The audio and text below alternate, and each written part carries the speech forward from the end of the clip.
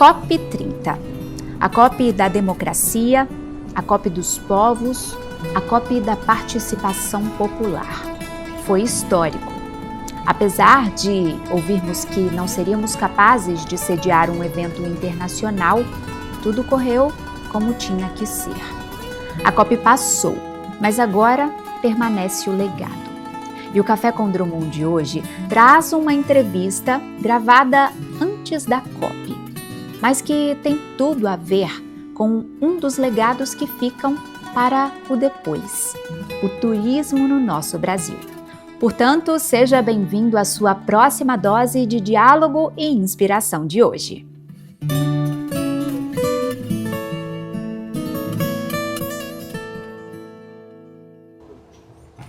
E o Café com Drummond de hoje tem a honra de receber Celso Sabino, ele que é ministro do Turismo no país. A pauta é extensa e aqui eu vou tentar trazer os principais pontos. Celso, primeiramente, muito obrigada pela sua participação. Como de costume no Café com Drummond, eu gosto de pedir para que os convidados se apresentem de uma forma genuína. Não somente aquele currículo, eu fiz isso, eu sou aquilo, mas genuinamente. Qual é a marca no mundo que você gosta de deixar e de ser reconhecido por ela? Pensei que você ia pedir para me dizer qual era a música preferida. Mas, olha, eu sou casado com a Érica, minha esposa, tenho 4 filhos e dedico muito nas coisas que faço. Sou auditor fiscal, na verdade, de carreira. A minha esposa é delegada da Polícia Federal. E por onde a gente passa, tanto eu quanto ela, a gente tenta fazer o nosso melhor. E assim tem sido. Eu sou graduado também em Direito, tenho doutorado em Ciências Jurídicas e Sociais. Comecei o pós-doutorado em controle externo, mas aí infelizmente chegou a pandemia do Covid. Eu tive que interromper. Hoje eu estou como ministro do Turismo, mas também sou deputado federal eleito pelo estado do Pará, já fui deputado estadual. Sou uma pessoa que, quando tenho um minuto de folga, quero estar na minha casa com a minha família. Não sou uma pessoa que gosta de grandes viagens ou de grandes festas. Eu tenho pouco tempo de folga, eu gosto de ficar em casa, gosto de cozinhar, me arrisco bastante. E quem prova tem elogiado. Quem prova, aprova? Quem prova, aprova meus pratos. Então, gosto de assistir filme quando tenho tempo. Às vezes baixo no celular para assistir no avião durante um voo ou outro. Basicamente é isso. Ministro, nós estamos num país que, principalmente ao longo dos últimos anos, ele sofreu uma ruptura, uma divisão ideológica que até certo ponto pode ser saudável, porque vivemos numa democracia e eu acho que isso é fundamental, que pessoas pensem de maneira diferente. Você está hoje dentro de um contexto nacional para lutar pelo povo como um todo, pelo turismo para todas as pessoas. Brasil. Quais são os principais desafios que você enxerga no dia de hoje para conseguir representar a todos, ainda que as pessoas, por vezes, tentem enquadrar em lado A, lado B ou lado C? Meu lado é o lado do povo do Pará. Então, aquele que tiver disposição de caminhar a meu lado para fazer o bem pro Pará, para trazer mais desenvolvimento, mais recursos para a saúde, para melhorar os nossos hospitais, levar hospitais onde não tem, em todo o estado, para não faltar medicamento, não faltar médico, melhorar a segurança pública, melhorar a educação do nosso estado. Pode ter certeza que eu não vou ter menor acanhamento de segurar na mão e caminhar junto. E graças a Deus, Isis, está diminuindo cada dia mais o número de pessoas que pensam mais na ideologia política e menos no bem do povo. Então, cada dia mais, a gente está vendo reduzir o número daquelas pessoas que são radicais, que não querem nem conversar com um lado ou com o outro. Então, assim, se eu tiver que ser radical, eu quero ser radical pelo desenvolvimento do Pará, e não importa se for o lado direito, o lado esquerdo. Eu acho que, eu tenho certeza que quando nós alcançarmos um grau de maturidade no povo e na política, das pessoas entenderem que o bem comum do povo, as coisas públicas, devem estar acima de qualquer interesse partidário, político e eleitoral, nós vamos ter uma sociedade cada vez melhor. Até porque, se a gente parar para analisar o contexto real da construção da ideia de direita e esquerda. Poucas pessoas sabem que isso nasceu dentro de uma sala lá em Paris, depois da Revolução Francesa. E, de alguma forma, esse déficit educacional faz com que as pessoas falem sem ter propriedade sobre o assunto de fato. Sigamos na expectativa de que isso melhore daqui para frente. Vamos falar de turismo agora, né? O nosso país, ele sempre foi reconhecido como um excelente lugar para se estar. O povo brasileiro é um povo acolhedor. O paraense, então, nem se fala, né? Como dizia aqui nos bastidores, eu achava que tinha nascido num estado hospitaleiro até conhecer o Pará e me tornar paraense de alma e de coração. Ministro, os números dos últimos anos são muito positivos. A sua gestão, ela trouxe um reconhecimento e um status numérico, inclusive. Eu queria que você falasse um pouco sobre isso, sobre esse contexto, que tipo de trabalho foi feito desde que você assumiu para que esse resultado pudesse ser possível? Nós precisaríamos aí de umas 12 horas de programa para falar das atividades que foram feitas, mas vou tentar resumir. Nós lançamos inúmeros programas, ações, atividades. Logo no início, fizemos um Plano Nacional de Desenvolvimento do Turismo. O presidente da República nos solicitou isso, nós fizemos imediatamente, em 2, 3 meses, um plano para os próximos 5 anos do turismo no Brasil. A gente não fazer nada nas coxas, nada sem saber onde a gente... Porque quem não sabe onde quer chegar, qualquer direção que tome está bom. Nós fizemos um planejamento, primeiro, com as metas onde nós queremos colocar o Brasil em relação ao turismo mundial, que programas precisaremos fazer, dentro desses programas, que ações precisavam ser executadas e até que atividades precisavam ser feitas pelos entes públicos, pelos entes privados e por todos os organismos relacionados ao turismo. Iniciamos o trabalho, lançamos programas como, por exemplo, Conheça o Brasil Voando. Hoje, o Brasil é o quarto melhor mercado da aviação civil. No ano passado, nós superamos a marca histórica, inédita, de 118 milhões de passagens aéreas voadas dentro do território brasileiro. Nós lançamos o programa Conheça o Brasil Cívico para estimular o turismo cívico nas nossas cidades históricas e que são emblemas da nossa democracia ou da nossa república. Nós lançamos o Conheça o Brasil Realiza, em parceria com a Caixa Econômica e com o Banco do Brasil, que financia pacotes turísticos em até 60 meses, pacote de até R$20 mil em até 60 meses. Lançamos a nova Política Nacional de Qualificação e Formação Profissional para atividade turística em várias cidades do Brasil, inclusive com o lançamento da Escola Nacional do Turismo, primeira vez que foi criado. Melhoramos a nossa promoção interna e internacional de forma superlativa, consideravelmente. Não só ampliamos, como requalificamos e uniformizamos ela reconhecidamente. Passamos a investir no novo Fungetur mais de R$2 bilhões nos últimos 2 anos. Então, resumidamente, foram muitas as ações, o que trouxeram os números também superlativos. Hoje o Brasil vive um extraordinário momento no setor do turismo. Nós tivemos, Isis, 2014, a Copa do Mundo, 32 seleções, todos os atletas, os reservas, comissão técnica e principalmente as torcidas. Nós já tivemos em 2016 as Olimpíadas, com todas as modalidades esportivas, todas, em várias categorias, de idade, de peso, de sexo, de todos os países do mundo, não só de 32, e principalmente todas as torcidas desses países. Nós tivemos vários eventos no Brasil, nós já tivemos momentos em que o dólar era estratosférico, com inflação galopante diária, que todo dia o dólar aumentava. Nós já tivemos várias crises no passado na Argentina, já tivemos vários eventos, e nunca o Brasil recebeu tanto turista estrangeiro como está recebendo agora. O recorde era 6.600.000 e fração. No ano passado, apesar do que aconteceu no Rio Grande do Sul, tirou o estado do Rio Grande do Sul todo do mapa, estado importante por onde entram os principais visitantes nossos, que são os argentinos. Nós chegamos à marca de 6.750.000 e esse passou a ser o novo recorde. Até o dia 20 de setembro desse ano, quando nós passamos de 7 milhões. E a nossa perspectiva é encerrar esse ano com mais de 10 milhões de turistas estrangeiros. Então, assim, a gente não só superou as melhores marcas históricas, mas superamos e bem.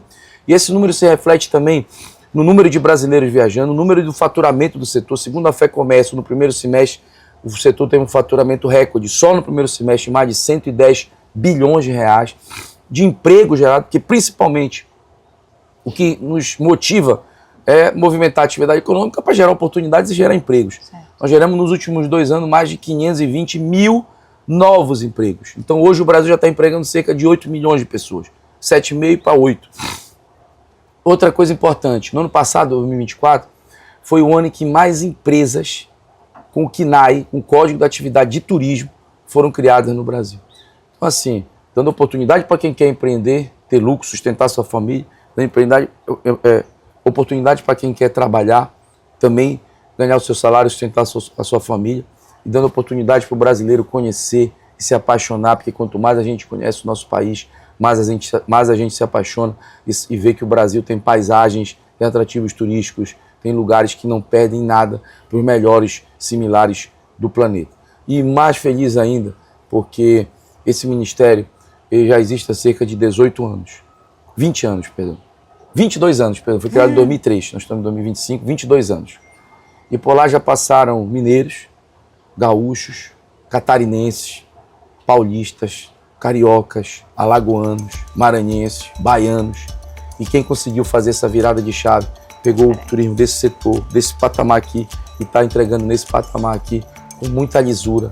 Outra coisa importante, nós não temos uma recomendação do TCU, um processo no STF, uma denúncia numa justiça, nada. Com muito trabalho, com muita lisura e com muita transparência. Pegamos o turismo daqui, estamos colocando bem aqui, foi um paraense. Eu sei, você está amando este papo tanto quanto eu. No próximo bloco, você vê a continuidade da entrevista com o ministro do Turismo, Celso Sabino. Portanto, não saia daí, o Café com Drummond volta já. Desde menino aprendi com minha avó que a verdadeira casa não é feita de tijolo. Ela dá para carregar dentro do peito, onde quer que eu vá. E nessa casa cabe tudo que nos faz ser quem somos e que ninguém pode nos tirar, a nossa essência. Mesmo que visite outras casas, não esqueça sua origem. Seja onde estiver, lembre suas raízes e terá sempre sua casa com você. E você, o que tem na sua casa que faz toda a diferença? Café Santa Clara, café para fazer a diferença.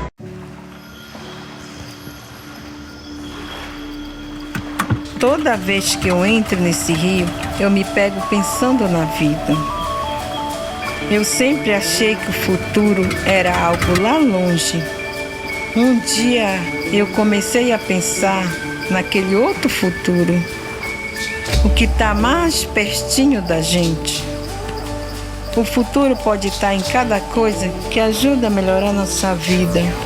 É bonito de ver os meninos felizes da vida, o tempo trazendo coisas boas, a vida se iluminando. Sabe que é até bom pensar no futuro como o amanhã, mas é melhor lembrar que ele acontece aqui, no que a gente faz hoje.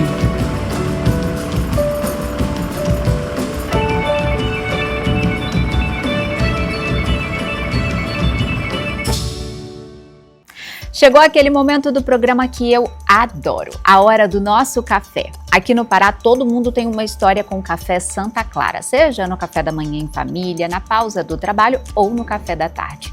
Há mais de 65 anos, acompanhando os paraenses com o sabor e qualidade que fazem parte da nossa rotina. E tem uma linha completa para todos os gostos e ocasiões. São cafés tradicionais, cafés especiais, solúveis, cápsulas, cappuccinos e muito mais. Eu já peguei o meu coado por aqui e é sempre uma delícia. Café Santa Clara, a diferença é clara.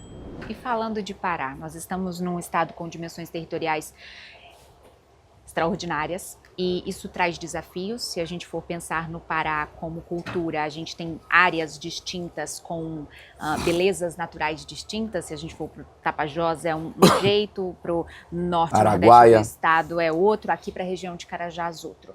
Isso traz desafios.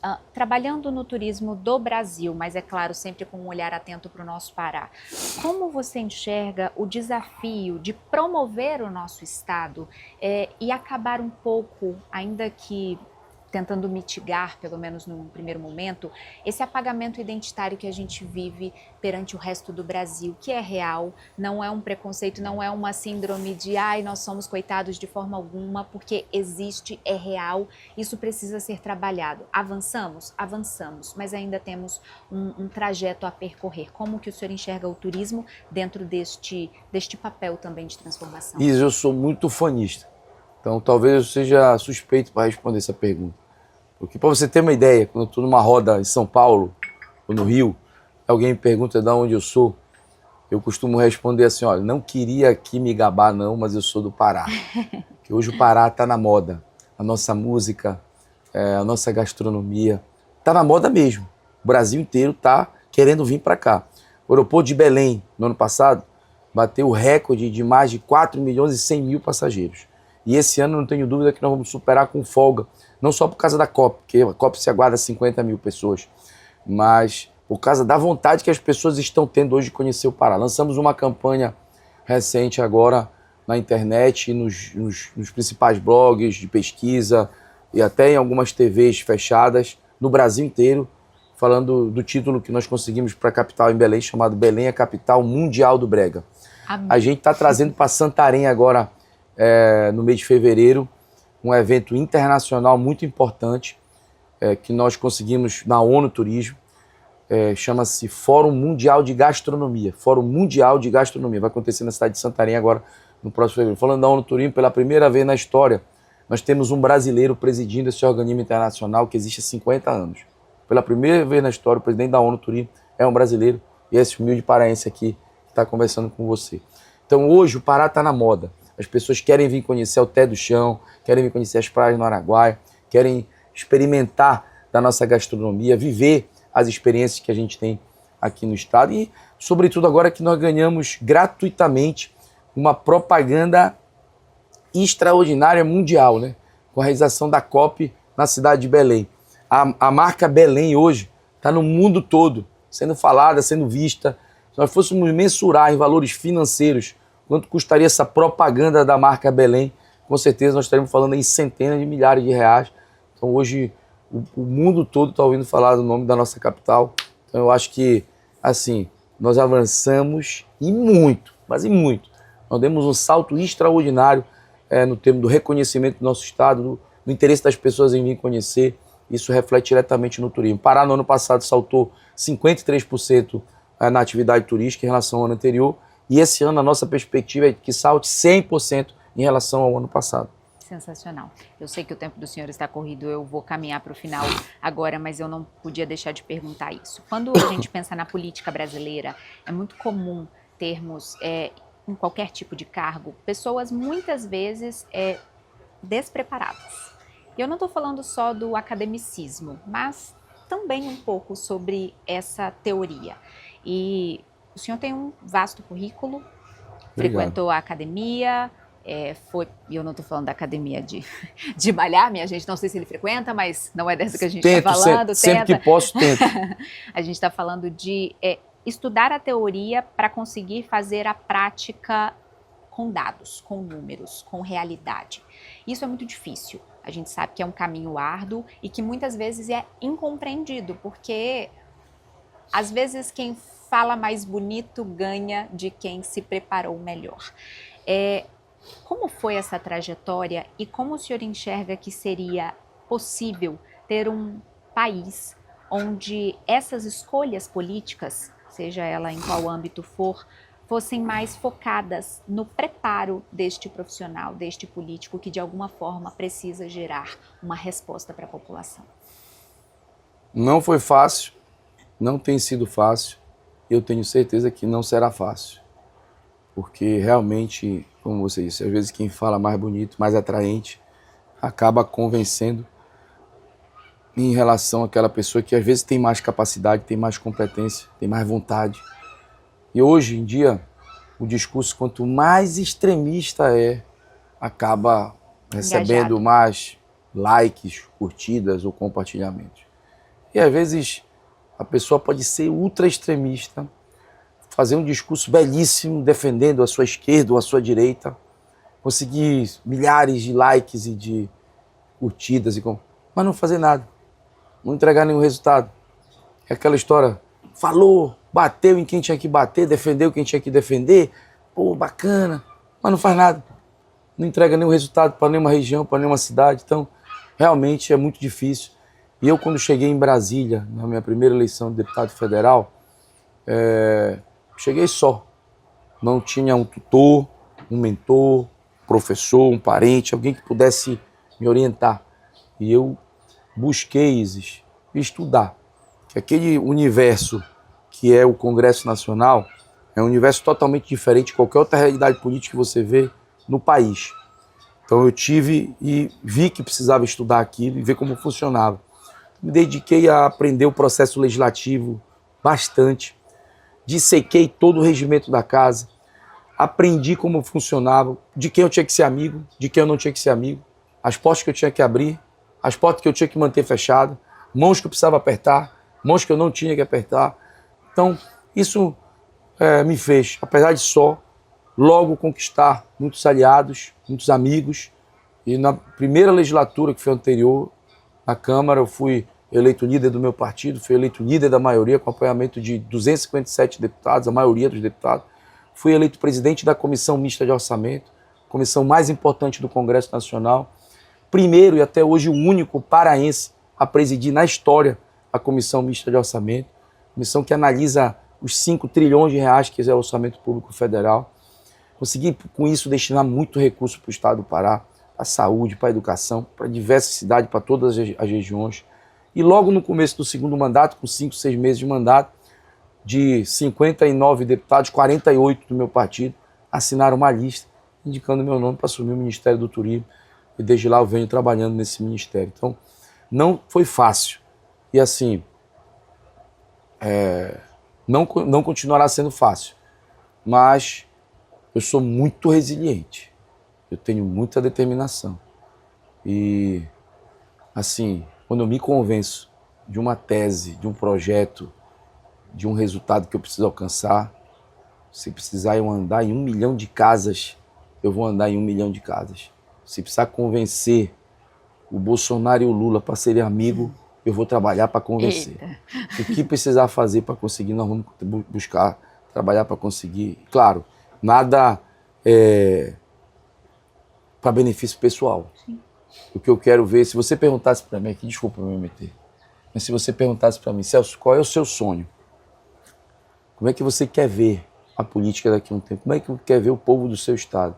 O meu sonho é que cada paraense, em todo o Pará, tenha, no mínimo, 2 ou 3 opções de trabalho para escolher.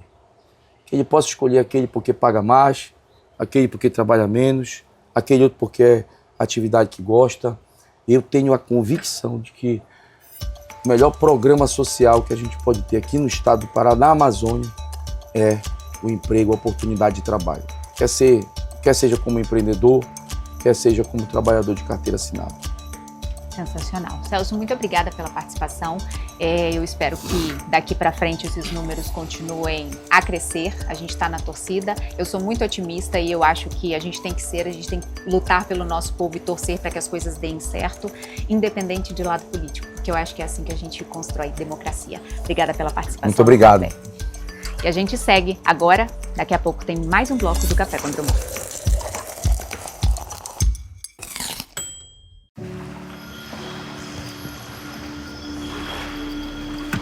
Toda vez que eu entro nesse rio, eu me pego pensando na vida. Eu sempre achei que o futuro era algo lá longe. Um dia eu comecei a pensar naquele outro futuro, o que está mais pertinho da gente. O futuro pode estar em cada coisa que ajuda a melhorar nossa vida. É bonito de ver os meninos felizes da vida, o tempo trazendo coisas boas, a vida se iluminando. Sabe que é até bom pensar no futuro como um amanhã, mas é melhor lembrar que ele acontece aqui, no que a gente faz hoje.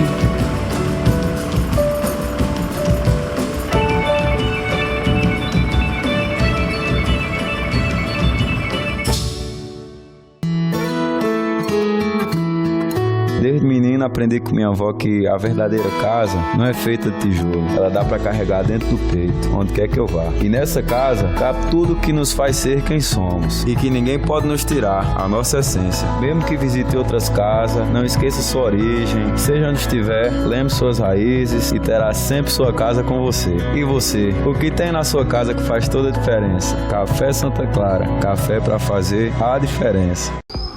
Já estamos de volta com o seu Café com Drummond. E olha, hoje eu vou chamar o quadro Energia para Crescer de um lugar diferente. Eu tô fora do estúdio, tô no barco da Equatorial, este espaço, essa ativação montada em comemoração à COP30. Por aqui, a história se conecta com o presente. Afinal, como começou a nossa relação com a energia elétrica? Pelo barco tem uma exposição belíssima, artistas locais. Alguns deles, inclusive, pintaram os quadros aqui no barco. Uma imersão completa, que tem tudo a ver com este momento emblemático que o nosso Pará vive. Portanto, seja bem-vindo ao seu Energia para Crescer de hoje. Muito além da COP. Aliás, Belém já pulsava muito antes de qualquer especulação de que a COP estaria aqui. Eu estou aqui com o Emanuel, proprietário do Ver-o-Pezinho, para falar primeiro sobre este pouso de cultura que a gente tem aqui dentro. Verdade. Seja muito bem-vindo, me conte a história do Ver-o-Pezinho. Obrigado, primeiro é uma honra estar aqui nessas 4 paredes das redes sociais da Isis. Bom, a gente está no espaço mais regional de toda a cidade. O projeto Ver-o-Pezinho, ele acontece há 8 anos. A gente impulsiona, a gente valoriza, a gente chancela e prontifica a economia criativa do Estado. Tudo que acontece hoje, no período de COP30, na N-Zone, na Green Zone, nas zonas todas fora da Blue Zone, que são só as decisões, ou melhor, as maiores decisões, a gente tem aqui durante 365 dias. Todos os roteiros, tudo que acontece, a gastronomia, a produção econômica criativa do nosso estado, ela existe aqui 365 dias ao ano.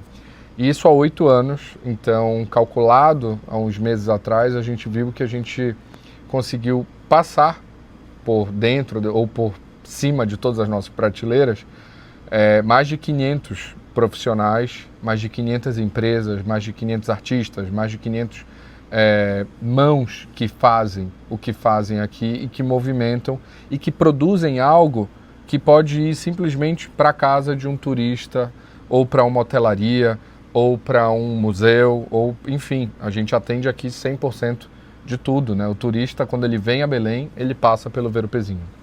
E eu acho muito incrível como que você conseguiu captar uma identidade daqui da cidade, que é o Ver-o-Peso. Né? A gente está falando, para quem não é aqui da região, a gente está falando da maior feira livre a céu aberto da América Latina.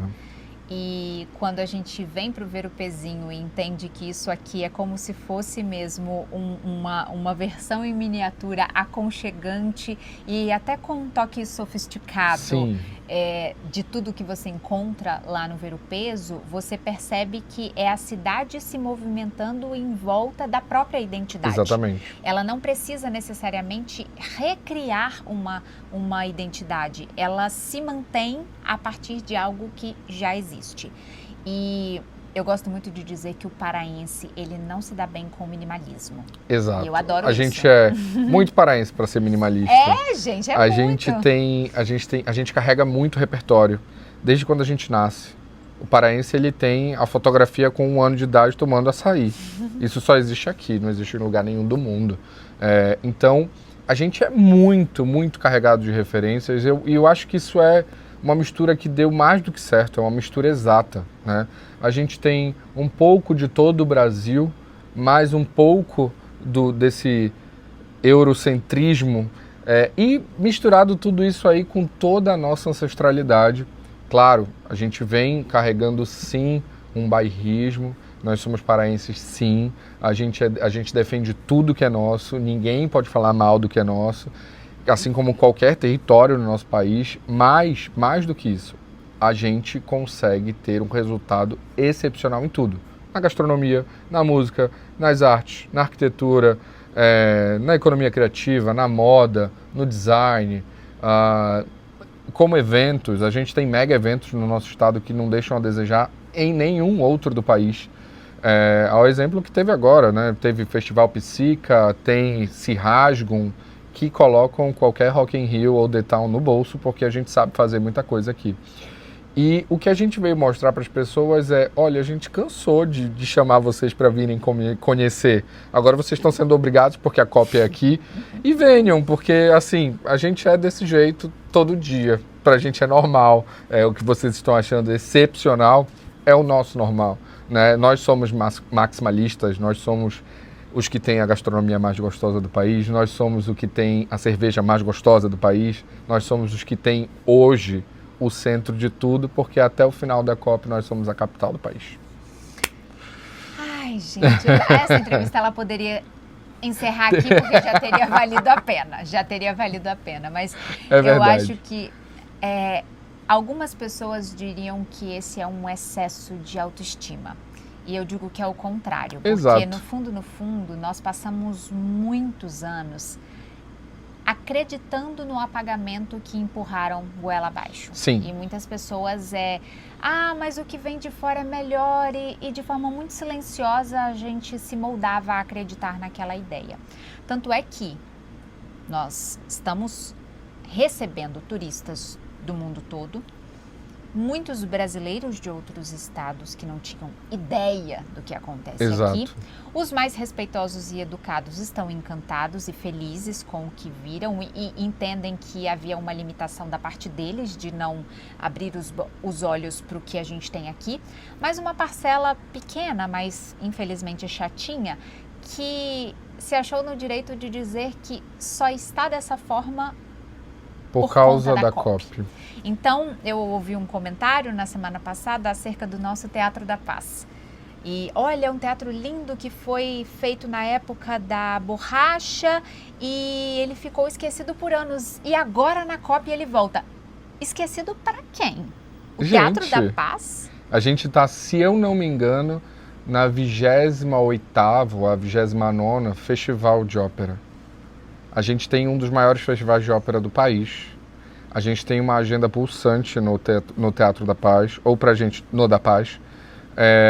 E ele é um dos maiores teatros do país e já recebeu coisas que o resto do Brasil nunca recebeu, como tá lá na parede. A gente tem no hall da entrada as óperas, as pessoas que vieram ali desde 1911, tudo que ele já recebeu, óbvio, assim como o Brasil inteiro, ele teve seus altos e baixos. Ele teve suas altas temporadas e suas baixas temporadas, mas assim, é um festival, imagina, a gente acabou de receber uma ópera com Milton Nascimento,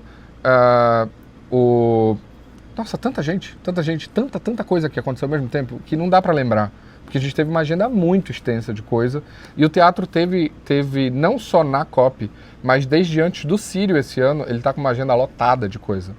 Tanto eventos locais, quanto coisas que estão vindo do Brasil, quanto ações internacionais. Teve, se eu não me engano, a Orquestra Sinfônica da Áustria lá. Teve muita coisa que aconteceu no teatro com uma agenda recheada. Vai acontecer agora o Amazon Jazz, Amaz Jazz Zone, que é um festival amazônico de jazz no Teatro da Paz. 28, 29 e 30 de novembro. Então, é uma agenda muito recheada. Vale muito a pena. Não tem como ele ter sido esquecido, porque a gente usa muito o teatro, localmente e nacionalmente. E eu percebo que, diferente de outros lugares onde a gente analisa uma cultura que ela é muito voltada para a classe social, aqui a gente tem uma mistura que é muito Sim. bacana. As pessoas consomem cultura em todas as esferas. Exato. E eu acho isso muito bonito, porque É claro que estamos num estado, assim como todos os outros da nação, que tem desigualdade social, Sim. infelizmente tem pobreza, infelizmente tem problemas estruturais, a gente tem dificuldades com saneamento básico, mas se a gente for para São Paulo, para o Rio de Janeiro, para Minas Gerais, para, enfim, qualquer outro lugar, você também vai encontrar problemas, talvez não da mesma natureza, mas de naturezas relacionadas àquele contexto. Fazendo uma análise, eu estava fazendo essa análise com a minha equipe esses dias agora, a gente para muito para analisar esses comentários que acontecem. Por que falam tão mal? Por que falaram tão mal da gente esse período agora? Porque é muito simples. Eles entendem o que a gente tem. E a gente tem uma riqueza que nenhum outro estado tem. E eles se acham no direito de, tipo assim, nossa, vocês têm isso aqui que é tão rico, vocês têm uma abundância tão grande de tal coisa, por que vocês têm as desigualdades? Por que vocês têm esses problemas? Cara, simples, porque nós estamos dentro da mesma esfera. Nós estamos dentro do mesmo país. A divisão da verba estadual, ela é definida por Brasília. Então, não tem como. A gente tem toda essa riqueza, mas isso não indifere da gente também ter políticas que definam esses usos. Então, não tem como. A gente vai ter os mesmos problemas do Rio, de São Paulo, de Rondônia, do Acre, do Rio Grande do Sul, de Mato Grosso, de todo o Nordeste. Por quê? Porque nós estamos no mesmo país. Isso não muda e não denigre nem diminui o fato da gente ter uma das maiores bacias hidrográficas, da gente ter uma quantidade gigantesca de tudo, de riqueza que a gente tem. Isso, infelizmente, a gente não consegue pegar essa riqueza e resolver os nossos problemas. A gente não consegue, porque são outros caminhos, né? Mas a gente consegue impulsionar o nosso turismo por conta disso. A gente consegue impulsionar as políticas privadas por conta disso. A gente consegue fazer uma série de outras coisas que foi o que nós, toda a parte dos empresários, toda a parte da economia que acontece por aqui, conseguiu resolver. A partir do momento que você traça esse panorama, você une todo mundo, porque, é claro, a iniciativa pública precisou gerar articulação para que a COP acontecesse aqui, mas a iniciativa privada foi o que projetou isso muito antes do evento em si acontecer, porque o evento é agora, né? Estamos Exato. Aqui no meio da COP. E existe o pós-evento, que é o mais importante. E para esses empresários, a gente entende que precisou existir uma coragem Sim. muito grande. Não porque não existia um terreno próspero, muito pelo contrário, mas porque é um investimento de dinheiro, um investimento de tempo. De esperança, de acreditar que aquele negócio vai dar certo. E de uma ideia. Eu Sim. conversei com alguns empreendedores, empresários aqui, que eu tenho alguma relação, e a pergunta que eu fiz para todos foi, e aí, como é que tá? Ai, graças a Deus, superou as minhas expectativas. Sim. E eu sei que muitos de vocês não dormiram Sim, ao longo desses meses, dias. porque foram muitos investimentos. A gente está falando de um sonho que está em cada detalhe dessa Sim. toalha, desse copo, desse Sim. prato, desse lustre. E se a gente não mostra para as pessoas que tudo isso aqui já existia muito antes da especulação da COP, as pessoas acham que é uma cultura de fachada. Sim, que E é não um cenário de teatro, não é um não é? cenário de teatro. Quando você sobe as escadas e enxerga obras de arte, quando você enxerga a nazinha toda linda, florida, com diferentes materiais, e você vê o barco e você percebe a cachaça de jambu, uma culinária típica e ao mesmo tempo com um Moderno. toque sofisticado, moderno, contemporâneo, você percebe que ninguém parou no tempo.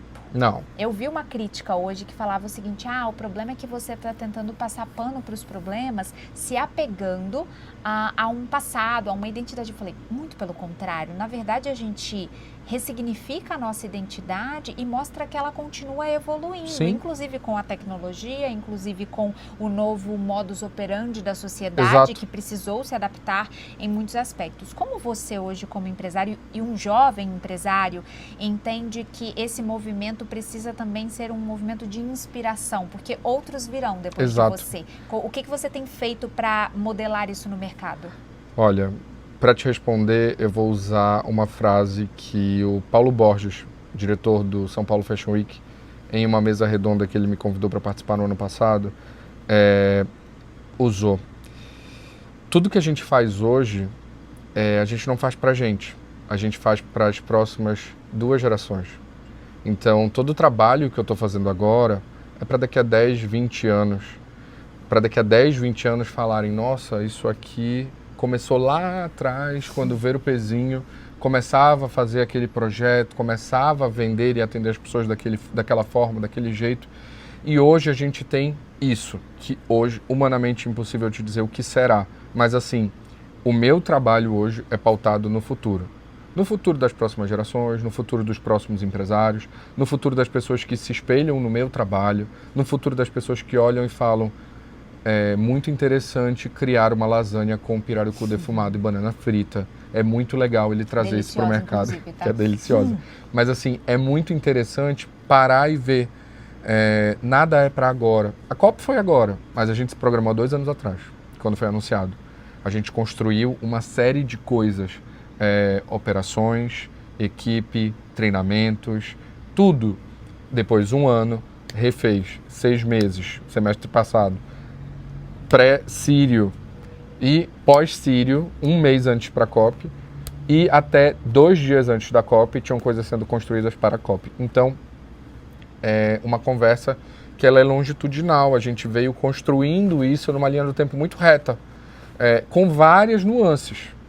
O que vai acontecer num futuro, para um jovem empresário como eu acho que só tem um cenário: prosperidade. A gente não tem como não ser um empresariado forte. A gente não tem como não ter uma maré de sucesso na minha região. A gente não vai ter um oceano azul, como os coaches falam, mas a gente vai ter uma Bahia marrom recheada de sucesso, porque é o que a gente é banhado por aqui. E o que eu vejo, sim, é muita gente entendendo que era isso, era tudo que a gente falou era correto. Olha, cara, vai ser uma loucura, não vai ter para quem quer, organiza a tua equipe, organiza a tua empresa, compra muito porque tu vai vender tudo. E foi isso.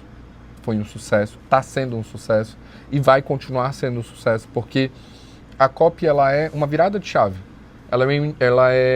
A gente veio de uma Belém até a COP e a gente sai da COP como uma nova Belém, como um novo projeto. E eu tenho uma pergunta muito chave para perguntar para os meus governantes, né?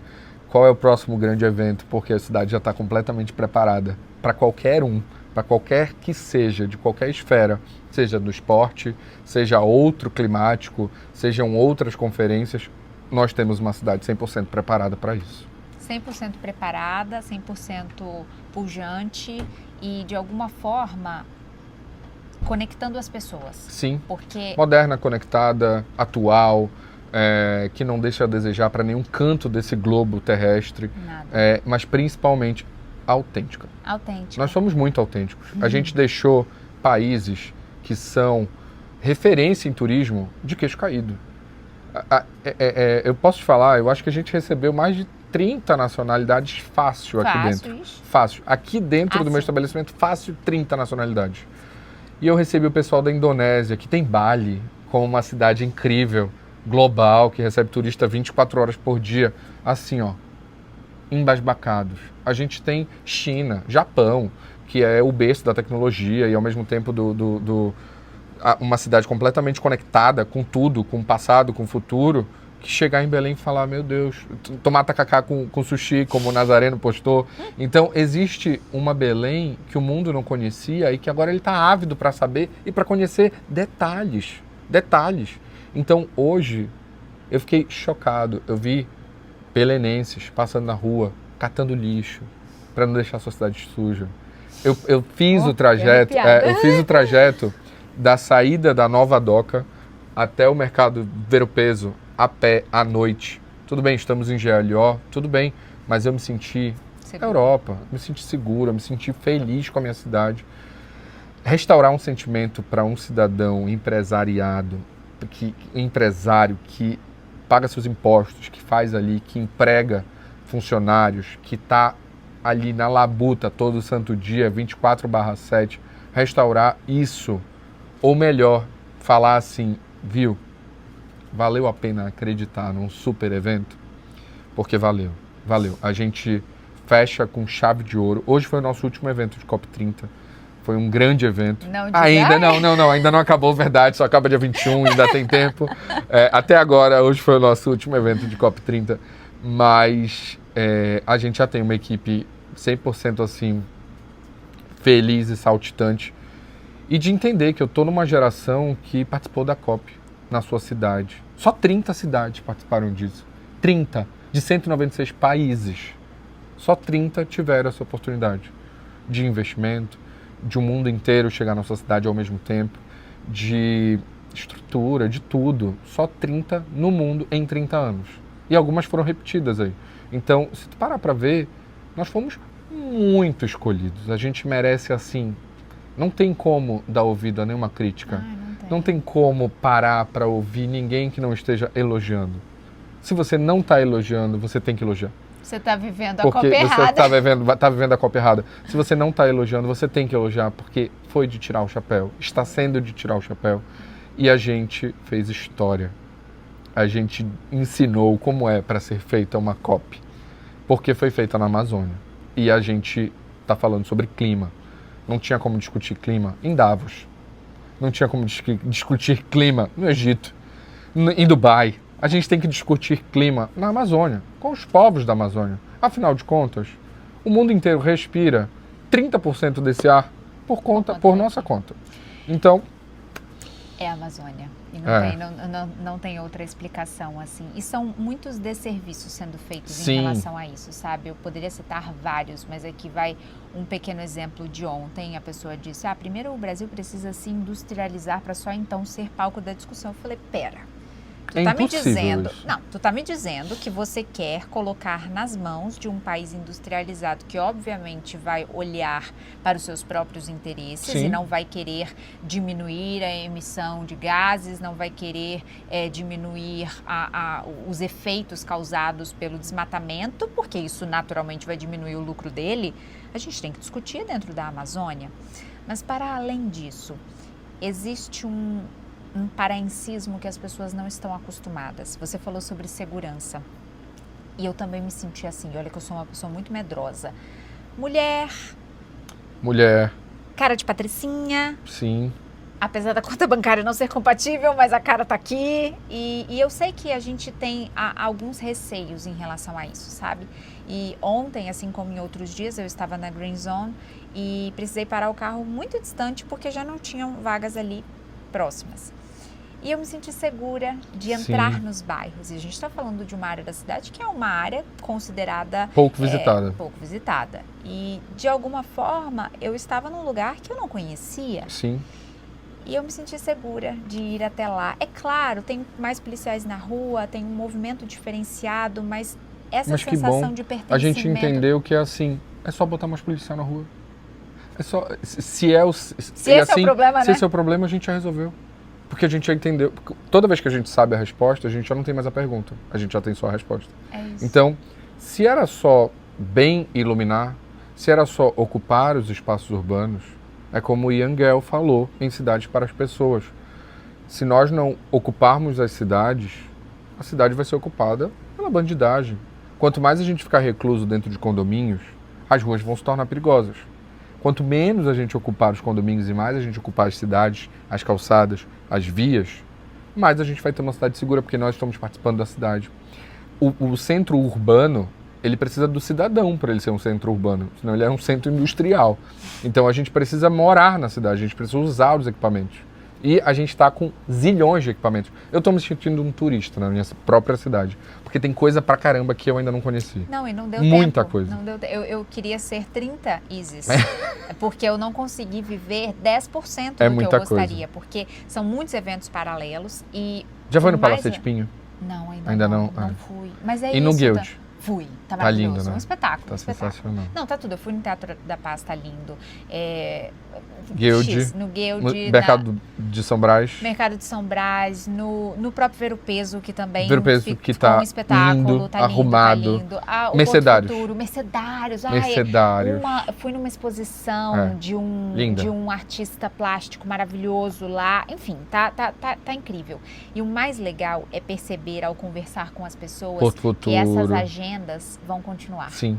Elas não são agendas que terminam agora no dia 21, já estão sendo projetadas de outras formas e as pessoas estão comprando passagens para visitarem, para conhecerem outros grandes encantos como o nosso Círio de Nazaré. isso é uma bolha que ela vai expandir ao longo da cidade, mas que ela não vai só expandir na cidade. A gente vai tentar ao máximo conectar o Marajó, Santarém, Altamira, Parauapebas, toda a área do Carajás. A gente vai começar a conectar as pessoas no estado. Porque a gente tem polos, né? Porque o estado é muito grande, né? Que tem um polo absurdo de várias coisas, né? Então a gente vai começar a trazer esse turismo e isso vai respingar para tudo. E depois de respingar, vai conectar. Porque isso é uma malha que está sendo construída, né? A COP precisava ser em algum lugar. Foi na capital. Ponto. Na capital da Amazônia e do país agora, né? Daqui para frente é responsabilidade nossa de gerar roteiros, de gerar rotas, de gerar conectividade com o resto do nosso estado. A gente não vive em Belém sem o queijo do Marajó. Vamos conectar o queijo do Marajó à cidade. A gente não vive sem a produção, enfim, de diversos outros lugares, de Castanhal, de Marituba, e a gente precisa conectar isso tudo para que esse turismo ele seja respeitoso com todo o nosso estado, o que é maravilhoso. A gente tem São Paulo conectado com o grande ABC, com Diadema, com todas essas outras cidades, com o São de tudo, né? São Bernardo, São Caetano, com Campinas, que é um polo. Então, a gente precisa também conectar Marabá, Santarém, Marajó, Altamira, Parauapebas. Todas essas conexões precisam existir para que a gente tenha, de fato, um legado, mas um legado tamanho estado. Isso é muito importante.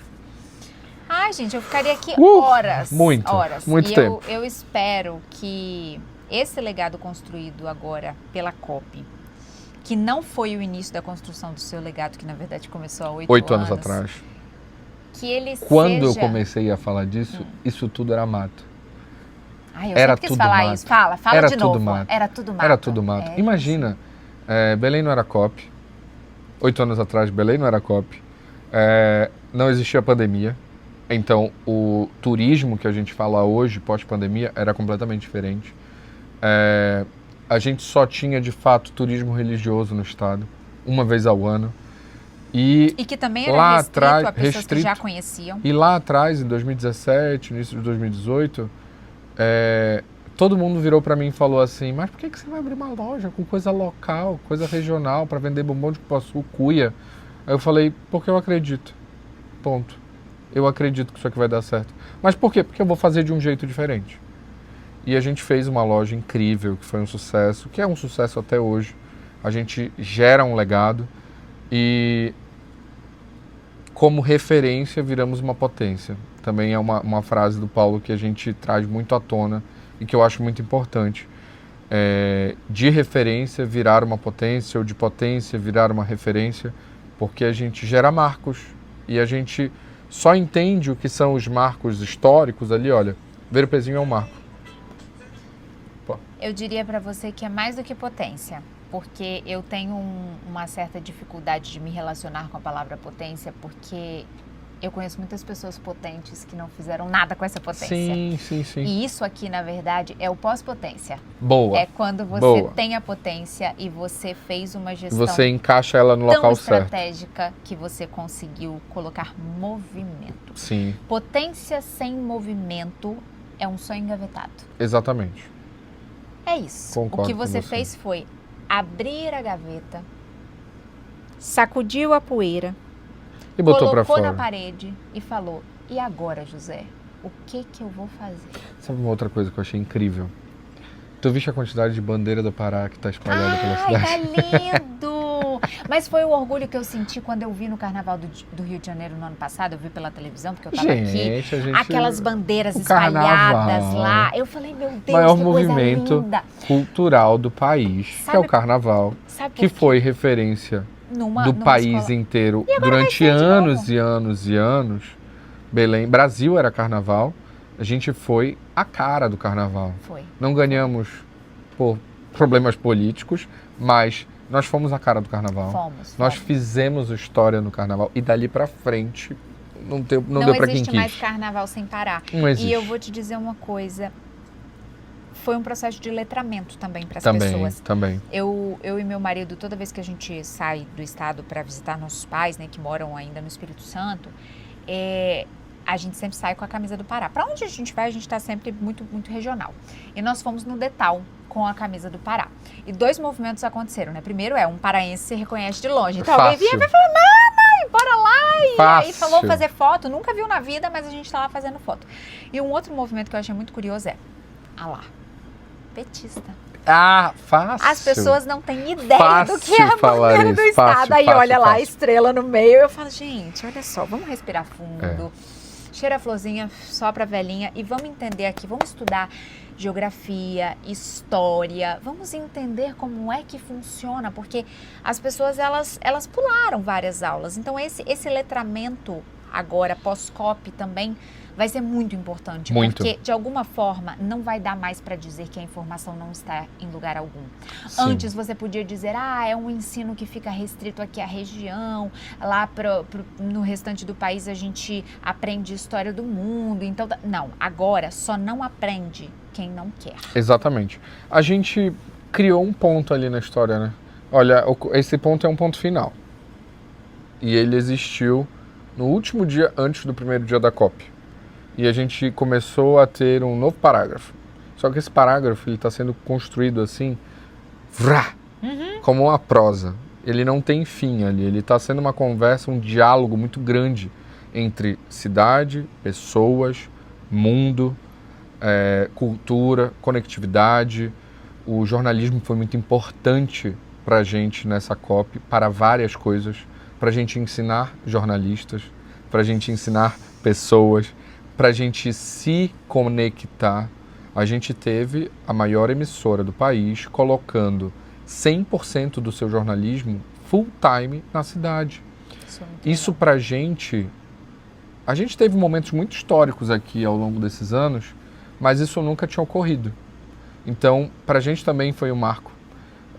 A gente tem aí, tanta coisa acontecendo que é o que tu falaste, a gente pode passar horas falando aqui que a gente vai falar e falar e falar e a gente vai falar a verdade, porque é o que está acontecendo, a gente está vivendo a história. E a gente talvez nunca tenha passado num momento dessa cidade de viver uma história tão fiel como está acontecendo agora. Eu acho que talvez só na época da borracha mesmo. A gente está vivendo a nova Belle Époque, né? O novo movimento, o novo Belle Époque, que é a reconexão do paraense, do belenense com a sua história, né? Mas talvez uma Belle Époque não de inspirações francesas. A gente está ensinando a França a ser paraense, né? A gente está ensinando o mundo a ser paraense, porque a gente descobriu o que a gente gosta e o que a gente não gosta. E o que a gente gosta é do jeito que a gente é. É como a gente come, é como a gente ouve música. Brega é a melhor música do mundo, eleita no Grammy. Então existe assim... Tem, isso daqui a pouco é só ganhar o Oscar e acabou. Acabou, gente. A gente já tá aí com as 7 artes. Pronto. Não tem como. Tá tudo lindo. Inclusive tem uma playlist maravilhosa no Spotify que se chama Músicas que o Brega melhorou. Pronto, que é justamente perfeito. Isso. Eu acho que resume o que a gente tá baixar. falando. Aí ela tem a música, a atual e a depois. E a melhor. Ai, gente, é sensacional. Olha, esse projeto Muito Além da COP, Emanuel, ele vai virar um livro. Incrível. E ele vai ser um livro de crônicas, onde cada crônica eu vou contar uma das histórias que eu vivenciei aqui, junto com essas pessoas que conversaram comigo, que dedicaram. Te convido a lançar minutos. esse livro aqui, tá? Ai, vai ser maravilhoso, favor. porque um dos capítulos será seu. Poxa, e que felicidade. eu queria que você me desse a honra nesse momento de resumir esse sentimento COP, que vai muito além da COP, para que seja a frase inicial do seu capítulo. Olha, Belém sem COP. A gente é Belém sem COP. Nós somos Belém, ponto. Não tem como. Não existe... não podemos nos atrelar à palavra COP. É uma palavra da ONU. Conferência das Partes.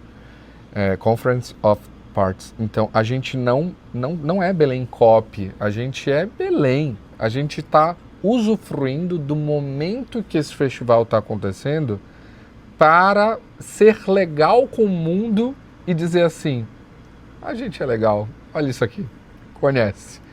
A gente não é Belém da COP, nós recebemos a COP, mas somos Belém, a capital da Amazônia. Somos a melhor cidade do país Por quê? Porque a gente não tem os problemas das outras capitais? Não. Porque além da gente ter os problemas da capital, nós temos a melhor gastronomia, a melhor música, a melhor arquitetura, o melhor povo, o mais caloroso, o melhor governador, o melhor time de empresariado, a gente tem a melhor arquitetura, a gente tem o melhor desenvolvimento, a gente tem o melhor tudo. A gente consegue ser o melhor povo administrando melhor os seus problemas. Que história sensacional! O Ver-o-Pezinho é literalmente um ver-o-peso em miniatura com um toque de sofisticação. Eu amei conhecer essa história. Agora, bora falar de energia? Há 13 anos, a Equatorial vem iluminando caminhos por todo o Pará, mostrando que o futuro começa nas pequenas mudanças que transformam a vida das pessoas todos os dias. Com Luz para Todos, leva energia para comunidades que viviam sem luz. Com o E Mais Geladeira, troca equipamentos antigos por novos, ajudando famílias a reduzir o consumo de energia. E também cuida do planeta, reduzindo a emissão de CO2. Sabe como? Desativando usinas a diesel e ligando cidades ao Sistema Interligado Nacional. Tem também a Clara, assistente virtual que aproxima pessoas e facilita o atendimento. E o Mais Energia Pará, com obras de desenvolvimento que impulsionam o Estado. Tudo isso porque o futuro se constrói agora, junto com você. Equatorial, por você hoje, pelo futuro todo dia. A toda hora, Equatorial. Foram 15 dias intensos, de uma cobertura que foi muito além da pauta central, mas que conectou histórias, vivências e pessoas. Este é um dos grandes objetivos de tudo que a gente produz por aqui. O Café com Drummond de hoje acaba, mas na semana que vem você tem uma nova história para visitar e experienciar. Eu te espero no próximo sábado. Café com Drummond, patrocínio Equatorial. Por você hoje, pelo futuro todo dia. E Café Santa Clara. A diferença é clara.